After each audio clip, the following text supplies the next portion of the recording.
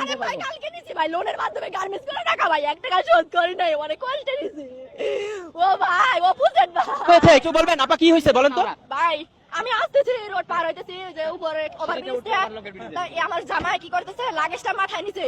একটা বেটার বললো কি ভাই আমার একটা ছাড় দিয়ে আমি যাবো তিনজন ছিল তো আমরা ভাই জানি না যে ওরা ছিনতাইকারী নাকি ভাই মোবাইল মানে টানতেছে নিল নিয়ে অবস্থা মোবাইল ভাই কেউ নাই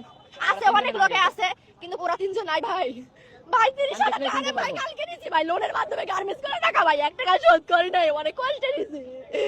ও ভাই ও বুঝেন ভাই কি করব আমি আল্লাহ আল্লাহ তুমি আমার মৃত্যু করে দাও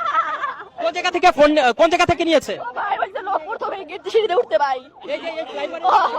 ও ভাই লোকগুলো বলো কি তোমার কি রাস্তা লাগে তা ভাই বললাম ভাই ভালো করে তো আপনারে বললাম যে রাস্তাটা দিয়ে ও বললো একটু পরে থেকে মোবাইল নাই আপনার পকেট থেকে নিয়েছে আমার জামাইয়ের পকেট থেকে ভাই ভাই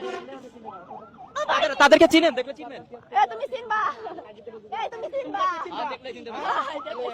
ও তর্ক করছে আবার ও ভাই কপালে আমার কি রাখলা সুখের দিনে এখন দেশের বাড়ি যাচ্ছিলেন আপনারা ভাই যাইতে চাইছিলাম আমরা এই যে কাউন্টারে আসি নামছি আর ভাই গাড়িতে উঠবো আর আমাদের 15-20 মিনিট টাইম আছে হাতে টিকিট কাটা হয়েছে ভাই সব শেষ 1800 করে ঠাকুর গাদা আর আর দুগুলো 3600 সব দিছি ভাই সব টাকাও নিয়ে গেছে ভাই না ভাই ওইখানে আমাদের বিকাশ করা আছে মোবাইলে সিমে সমস্যা নাই বিকাশ থেকে আপনি টাকা তুলতে পারবেন বড় বিষয় না কিন্তু আমার সমস্যাটা অনেক কষ্টের মোবাইল ভাই আমি কি করলাম আজকে আমার সুখের দিনে কি কষ্ট আসলো মনে তুমি ওখানে থাকো তো আমি খোঁজ করে দেখি মোবাইলটা বন্ধ ভাই ফোন দিলাম সাথে সাথে দেখি ভাই ফোন বন্ধ বলে দুঃখিত